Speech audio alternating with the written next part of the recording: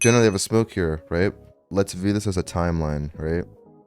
So this is a timeline of what happens in the round, but let's like zoom in and we'll say that this is 0 seconds and this is like 6. What we're looking at is when you execute onto a site, okay? There are things like utility where you prepare for the execution, where, you know, maybe you have like a stun and then you have a flash, right? And then the duelist entries, right? And then there's a pause, and then there's another burst of utility that the duelist waits for so that they can fight again. But what a lot of good players like to do is they like to look at this span of time and they like to use counter utility.